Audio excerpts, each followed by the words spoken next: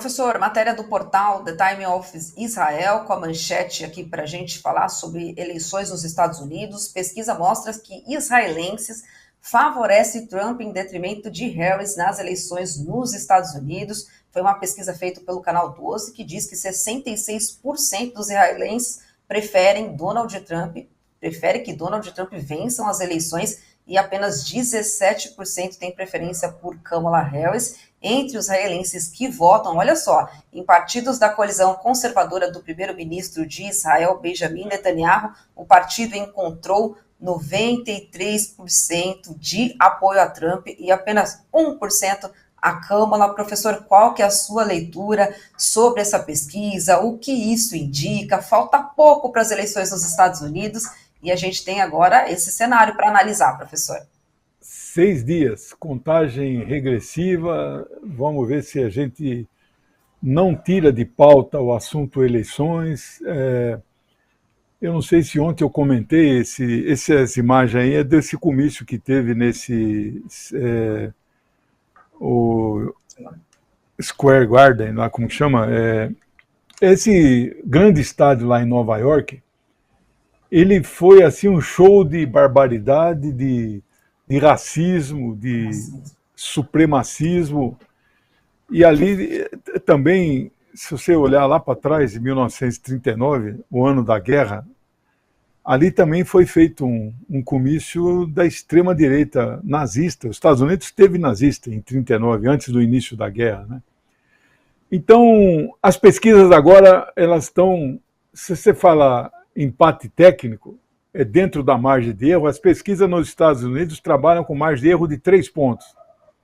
A Kamala está na frente do Trump 1 ponto percentual. Isso não é margem, isso é empate. Igual estava lá em Fortaleza, 44-44, nós ganhamos lá no olho mecânico, que diz lá naquelas corridas de cavalo, no olho mecânico, 9 mil votos em Fortaleza, a diferença nada, né? Mas ainda bem que ganhamos, né? E então a situação lá nos Estados Unidos está difícil. Agora, por que esses judeus preferem Trump? Porque a maioria esmagadora dos judeus são sionistas. E o Trump é um sionista cristão empedernido. Mas, professor, mas o senhor fala também que a Kamala também é sionista. Ela é sionista cristã também. Este aí é muito mais. No Brasil, o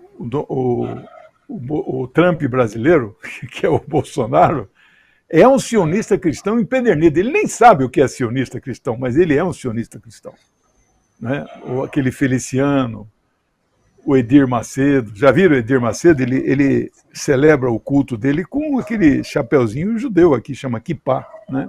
Ele põe a estola judaica, ele está se judaizando, ele está deixando a barbinha igual o rabino, né? Então esses evangélicos, e não precisa ser evangélico, né? Tem católico que é sionista também.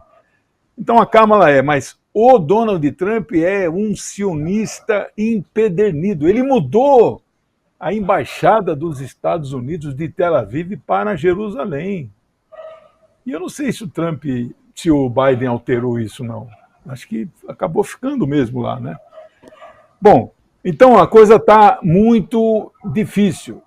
Agora, mesmo que o Trump não vença, ele vai ter aí 75 milhões projetados de votos e é um contingente de eleitores de extrema-direita e eu não posso prever, até porque eu não sou profeta, Trump não vai aceitar um resultado que não seja ele vitorioso. Se não for ele vitorioso, é imprevisível o que pode acontecer. Eu não vou apostar em guerra civil, mas tem gente que fala que vai ter guerra civil nos Estados Unidos. Eu não acho que vai ter guerra civil em pleno século XXI, já estamos indo para a terceira década do século XX. Não acho que vai ter. Mas é impossível ter? Não, nada é impossível ali. As pessoas têm fuzil. Você entra no Walmart e compra um fuzil, um FAL, um F-15, com uma carteira de identidade a partir de 16 anos. Você sai com um fuzil, né? Que é uma arma aqui no Brasil privativa do Exército. Lá você compra no supermercado. Então as pessoas têm armas em casa. Então não é de todo impossível. Então a coisa está difícil, né? Agora, então, o sionismo radical nos Estados Unidos prefere Donald Trump.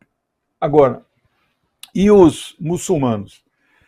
A tendência dos muçulmanos é irem para a Câmara, mas eles estão muito magoados e uma parte grande dos muçulmanos e árabes em geral talvez ou não vá votar, ou se é que, como o voto lá é facultativo, quem vai votar não vota branco e nulo que nem no Brasil. Brasil, branco e nulo está em torno de 10%. Lá não chega a isso.